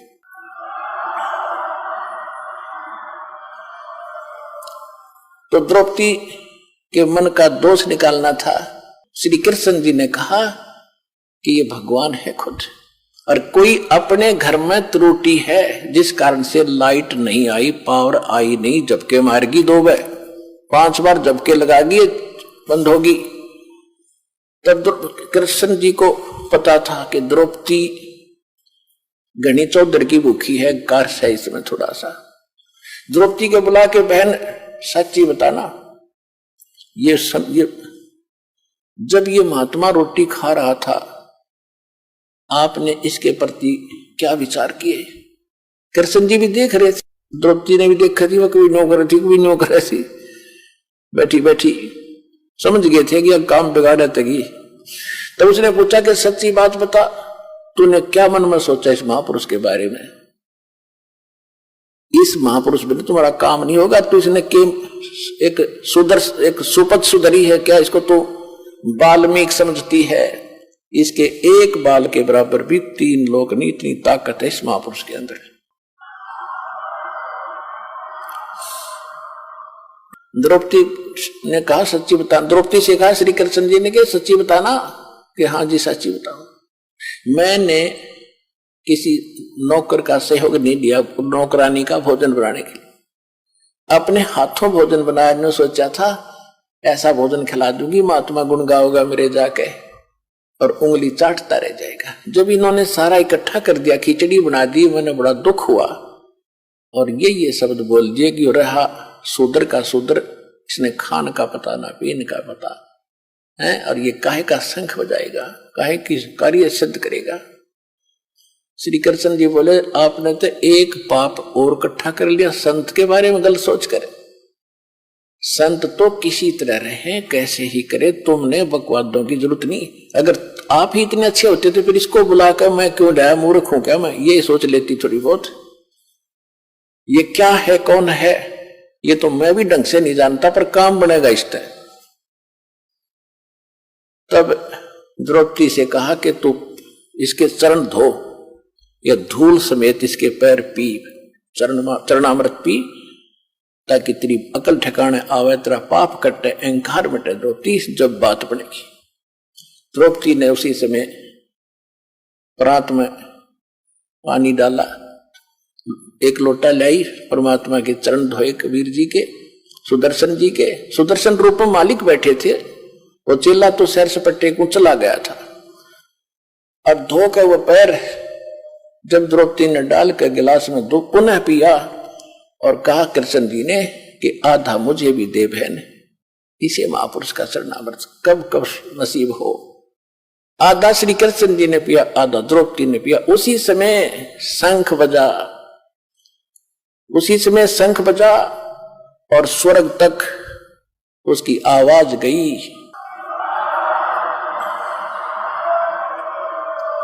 पूरी पृथ्वी पर फलदार वृक्षों के फल लदपद हो गए, फूलदार वृक्षों पर फूल लदपद हो गए, पूरा बसंत सा छा गया उस पूरी पृथ्वी के ऊपर, और बाहर सी आ गई उस परमात्मा की कृपा से। तब उनके वो 3 ताप का दुख दूर हुआ। वो 3 ताप भी तब कटे, वो प्रेत बाधा भी ना श्री कृष्ण से कटी, ना और साधना ऋषि मुनियों से कटी, समाप्त हुई। वो संकट भी परमेश्वर कबीर जी के उस शक्ति से, विधि से वो हुआ। तो पुण्यात्मा, यहां जो आते हो आप, यहां वो साधना है जो सुदर्शन जी करते थे और भगवान बताते थे, और उसी साधना से मालिक ने कितनी संकट टाले थे। तो यहां जो आप साधना कर रहे हो, आ रहे हो, आपके ये 3 ताप भी कबीर परमात्मा यहां करेगा, इस विधि से करेगा, सारे ठीक होंगे।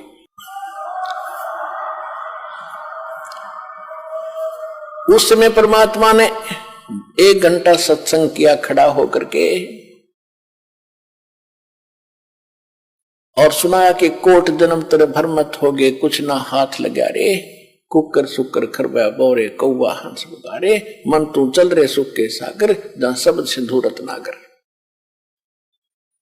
अब वो बात उनके गला उतरे नहीं, क्योंकि सारे ऋषि पाक रहा, कोई देवता बना बैठा, श्री कृष्ण जी राजा बने बैठे, युधिष्ठिर जी राजा बने बैठे।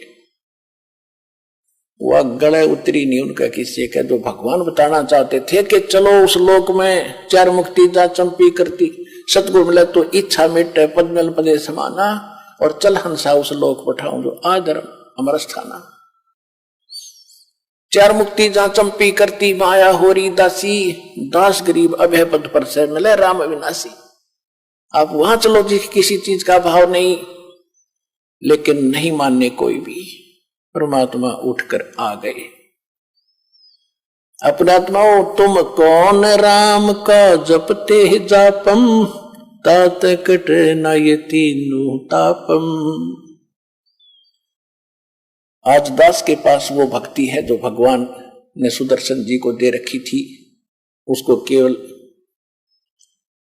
और 5 नाम का ही मंत्र दिया था, लास्ट में दिया था कति 2 मंत्र और उसको 3। कति लास्ट में जब देख लिया कि कभी काम बिगाड़ ना दे, तब उसको दिया था, जब उसको पार करा था। और अब भंडारा खोल देना, क्योंकि हम तो ज्यादा कर्महीन हो गए। अब से ही ये सब कर्म करने लगेंगे, दान का, धर्म का, यज्ञ का, सब सुमरण, तब हम उस अतिथि में हमारी भक्ति आएगी।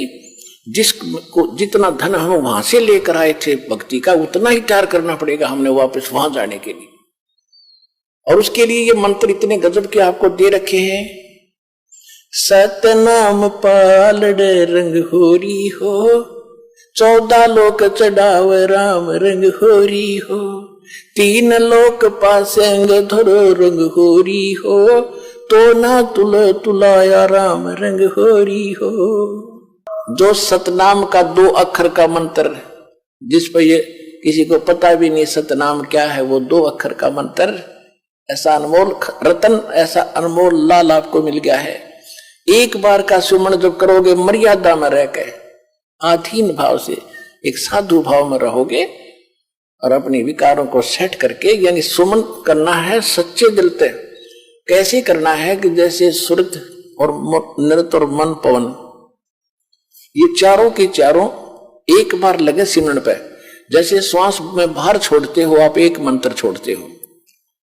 जिन्होंने सतनाम प्राप्त है, अंदर लेते हो, दूसरा लेते हो, तो ये कंप्लीट मंत्र एक हो गया बस। यो सतनाम का सिमरन एक बन गया। और इसने कैसे करना, बाहर क्या छोड़ रहा हूं, उस शब्द के ऊपर सुरत रखा है। ये है शब्द सुरत अभ्यास। और ये क्या करते, नकली कान बंद करके अंदर सुनो कि मैं बाजा है, अंदर तो बाजता रहेगा, वो उससे क्या लाभ होगा हमें। जैसे गवर्नर हाउस के अंदर रेजिडेंस पे अपने आप मीठी मीठी ताल पहले बजाया करते थे कुछ समय, और आजकल तो एक ऑटोमेटिक सिस्टम लगा दिया, वो मीठी मीठी धुन अपने आप बजती रहती है। अगर उस धुन में कोई सुने बाहर खड़ा होगा गली में, उसको क्या मिल लगा सुनने वाले को? वो तो कोई ऐसा आदमी मिले जो गवर्नर से मिलावे, और उससे लाभ दिलावे। तो ये सुनने से कोई लाभ नहीं। ये है सुरत और शब्द अभ्यास। कैसे? जो शब्द यानी मंत्र आपको दिया है, जब वो बाहर उच्चारण करते हो तो उसका सांस के द्वारा थोड़ा थोड़ा उच्चारण महसूस होता है, पता लगता है बाहर कौन सा बोल रहा। तो उसके ऊपर ध्यान रखे कि मैं कौन सा मंत्र बाहर छोड़ रहा हूं, उस पर ध्यान रहे आखिरी तक। जब तक दूसरा फिर चले तो उस पर ध्यान रहे कि अंदर कौन सा मंत्र दे रहा हूं। ये प्रैक्टिस करनी है। इसके करने से जब भी आप चाहोगे तुरंत शुरू हो जाएगा। और इस पर ये ध्यान भी रहेगा। जब मन चला गया तो सुरत नृत्य अपने आप रहेगी कि मैं कौन जाप कर रहा हूं, किसका है ये। इतने में ये तीनों चारों चीज इकट्ठी हो जाएंगी। और ऐसे जब अंदर लेते हो, ध्यान रहे मैं अंदर कौन सा मंत्र ले रहा हूं, सुरत रहे उसके ऊपर। तो ये है सुरत शब्द अभ्यास। एक परमात्मा कहते हैं, एक डाल पे दो पक्षी बैठे, एक गुरु एक चेला रे। चेला तो चंचल है भाई, गुरु निरंतर खेला रे। फिर परमात्मा उत्तर देते हैं कि इस पद का वो भेद बताओ, कौन गुरु कौन चेला रे। और फिर आपे उत्तर दे रहे हैं, कह कबीर सुनो भाई साधो, शब्द गुरु चित चेला रे, शब्द गुरु चित चेला रे। आप उत्तर दे रहे हैं कि कौन है गुरु कौन है चेला। एक डाल पर दो पक्षी बैठे, एक गुरु एक चेला रे। यानी इस पर शरीर के अंदर आत्मा भी है, मन भी है। और यहां बताते हैं कि जब गुरु जी ने आपको मंत्र दे दिया तो इस मन को इस पे लगा, चित्त को इस शब्द पर, तब वो गुरु के द्वारा दिया गया तेरा जो मंत्र है वो इस मन का गुरु बना दे। शब्द गुरु चित चेला रे। जो नाम गुरु जी ने दे दिया उसमें केवल वही ध्यान रहे, वो कौन सा मंत्र मैं जाप कर रहा हूं, और मन को उसके जोड़ दे। तो ये है सुरत शब्द अभ्यास। यो एक बार आपने मंत्र इस ढंग से कर दिया, घना बड़ा नहीं है तो समझाने के लिए इतना विस्तार लगा है। सिर्फ इतना है, श्वास बाहर छोड़ा, कौन सा मंत्र जाप कर रहा हूं, बस अंदर कौन सा ले रहा हूं, अपना ध्यान गया तो सुरत नृत्य अपने आप आ गई इसके ऊपर। ये एक मंत्र बन गया आपका अनमोल, आपके खजाने में, भगवान के दरबार में, आपके अकाउंट में जमा हो गया। यू इसकी कितनी कीमत है।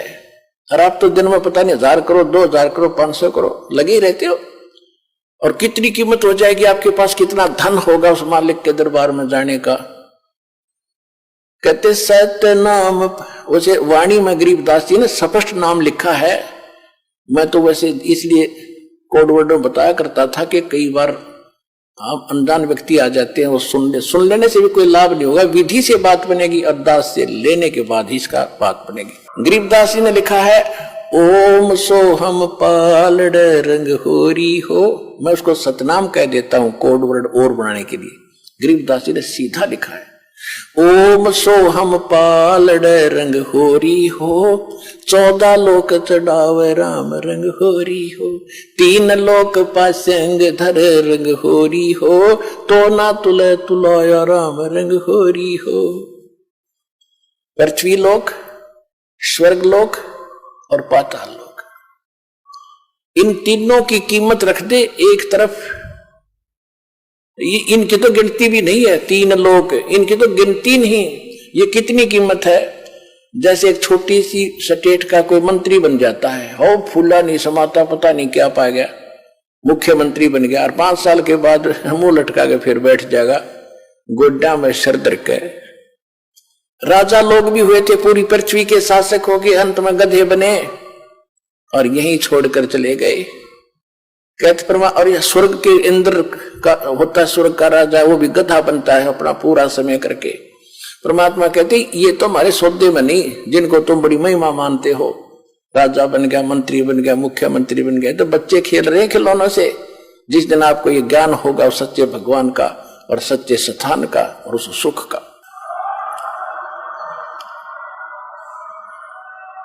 तो क्या बताते हैं परमात्मा के 14 लोक चढ़ावे, विष्णु का लोक, शिव जी का लोक, विष्णु जी का लोक, शंकर जी का लोक, दुर्गा का लोक, धर्मराज का लोक, ब्रह्मलोक के अंदर वहां जो काल का स्थान है, और ये 88,000 खेड़े उसमें, और गोलोक वगैरह, ये 14 लोक बनते हैं। कहते इन 14 लोक की कीमत रख दे, यानी पूरे ब्रह्मांड में रख दे एक तरफ, और ये 3 लोक पृथ्वी स्वर्ग पाताल, ये तो पासंग, इनका ये तो सौदे में नहीं इतनी कीमत है इसे एक मंत्र की। पासंग किसे कहते थे? क्योंकि आजकल बच्चे उस व्यवहार से निकल चुके हैं। पहले दास का जन्म था किसान परिवार में, जाट परिवार। हमारे पिताजी के पास ये सेठ लोग, बनिए लोग गेहूं, बाजरा, जवार, गुड़ ये खरीदने आते थे। तो पिताजी कहते थे भाई पहले अपनी तराजू है ना, तेरी तखड़ी तुला, इसको जांच कराओ, इसमें एरर ना हो, पासिंग ना हो। पासिंग माने एरर को ठीक करना। तो उस दिखाता था, उसमें कोई त्रुटि होती थी, जैसे गेहूं तोलना है तो गेहूं से 10-20 दाने लेकर दूसरी साइड में डाल देते थे, वो एरर खत्म हो जाती थी। उसको पासिंग कहते थे कि इतनी पासिंग बन गई इसमें, यानी 2 ग्राम, 4 ग्राम, 5 ग्राम जो गेहूं रखे थे वो पासिंग थे। पासिंग वो सौदे में नहीं थे, सौदा तो और रखा है सैकड़ों मन, सौदा तो उस तक करना है, तोल गए, वो तो पासिंग दरी उसका, वो सौदे में नहीं। तो यहां बताना चाहते हैं कि सतनाम पालड़ रंग हो रही हो, एक तरफ सतनाम की कीमत तराजू में रखती और 14 लोग चढ़ाव दूसरी साइड में, 14 लोग की कीमत धर दे और 3 लोग तक पासिंग गिर दे एक साइड में, उस तराजू में पड़ी रहा, उसकी यूज ही नहीं। और तो ना तुलह तुलाया राम रंग हो रही हो।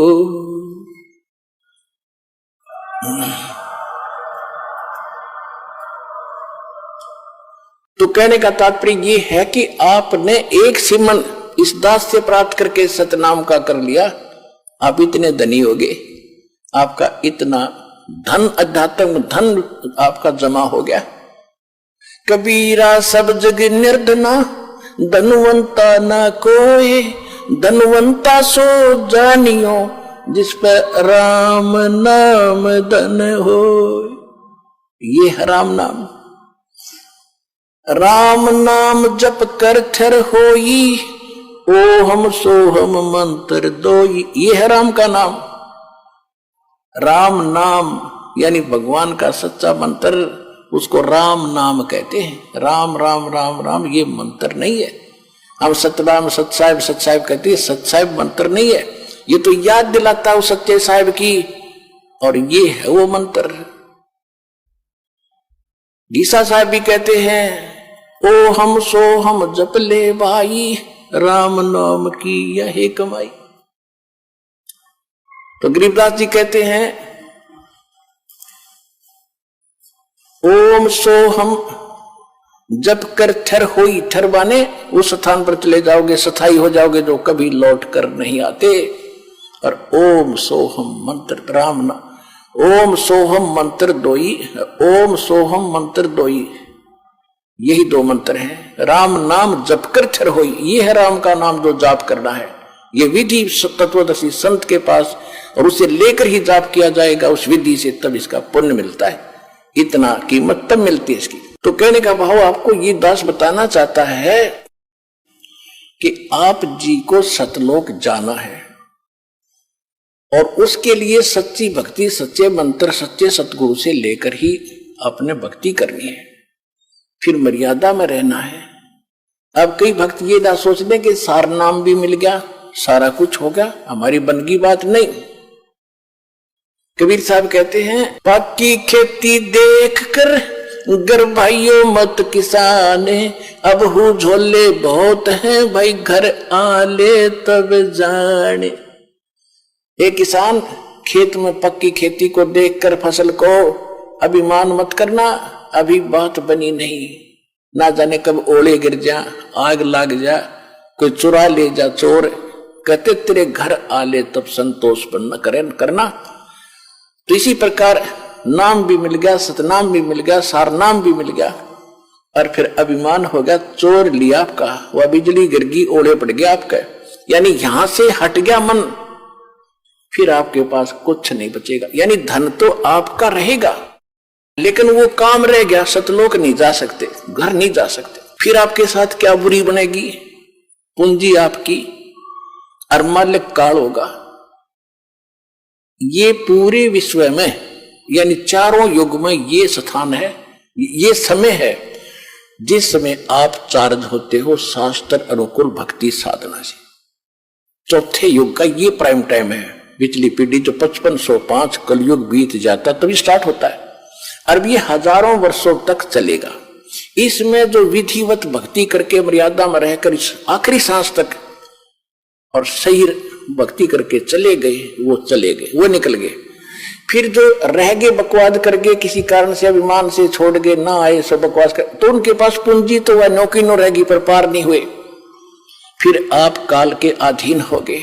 उन्हीं में से जो ब्रह्मा विष्णु महेश बने बैठे हैं, ये वही अज्ञान आत्माएं थी जो इस समय को चूक गए, भक्ति भी करके रह गए नौके। अब इनके साथ क्या बनेगी, ब्रह्मा मरेगा, ब्रह्मा जी की मृत्यु के उपरांत ये तो अलग योनियों में चला जाएगा, कुत्ता गधा सूअर बनेगा। दूसरा ब्रह्मा उन्हीं चार्ज पहले वाले स्टॉक रखता है, ये काल यहाँ के स्वर्ग में रखा हुआ है, उनमें से ब्रह्मा पैदा कर लेगा अपनी पत्नी से, उसका नाम ब्रह्मा रख देता है, जीव आत्मा और होती है। फिर विष्णु मरेगा 7 ब्रह्मा की मृत्यु के उपरांत, ये विष्णु गधा बनेगा, दूसरा पुण्यात्मा तुम्हारे में से विष्णु बना देगा।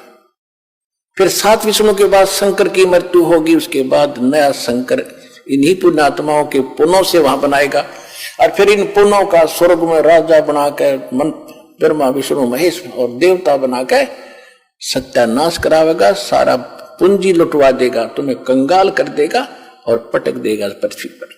परमात्मा ये याद दिलाना चाहते हैं, ये दास आपको बताना चाहता है कि ये फाउल पॉइंट भी याद रखना, केवल साधना के साथ साथ ये मर्यादा भी रखना। जैसे माता गर्भ को रखे यत्न बनाए, ठेस लगे तो छन्न हुए तेरी ऐसे भक्ति नसावे। जैसे किसी बहन को गर्भ रहता है, वो कितनी चिंता होती है उसको कि मेरा लाल, मेरा बच्चा भगवान ने दया बख्शी है, कहीं खराब ना हो जाए, उसके लिए कितनी सावधानी बरतती है। ऊंचे नीचे पे पैर ना रखा जा, ऐसा कोई वस्तु ना खा लो मेरा गर्भ खराब हो जाए। ऐसा कोई सोते समय भी रात को करवट लेती है, तब भी सोचती है हे भगवान, उड़ के फड़क के उठती है कहीं बच्चे पर दाब तो नहीं आ गई। तो ऐसी सावधानी जो मां बरतती है तो लाल प्राप्त कर लेती है, वो बच्चा प्राप्त करती है। तो इसी प्रकार आपको वचन की शक्ति से आपके अंदर लाल बनना शुरू हो गया, ये भक्ति का लाल है, और आपने इतनी सावधानी करके इसको सफल करना होगा। जैसे माता गर्भ को रखे यत्न बनाए, ठेस लगे तो छन्न होवे तेरी ऐसे भक्ति नसावे। तो इस प्रकार आप जी ने इस ज्ञान को समझना है। और जैसे परमात्मा कहते हैं कितने दयालु है ये, कि जो भक्त रह गए उन ज्ञान तो सुनाता ही दास रह करके, ऐसे तुम्हारे साथ गलतियां बनेगी, धोखे बनते हैं ऊपर। जब तक आप गुरु से के साथ रहोगे तो तब तो दास आपको साथ लेकर जाएगा सतलोक में, परमात्मा आएगा दास के रूप में। जब तक जिसका कनेक्शन सही है, और फिर आपके साथ धोखा देगा काल, जिसका कनेक्शन यहां से कट जाएगा, उसके पास भी इस दास के नाम रूप में काल आएगा और उसको उठाकर अपने खेमे में ले जाएगा।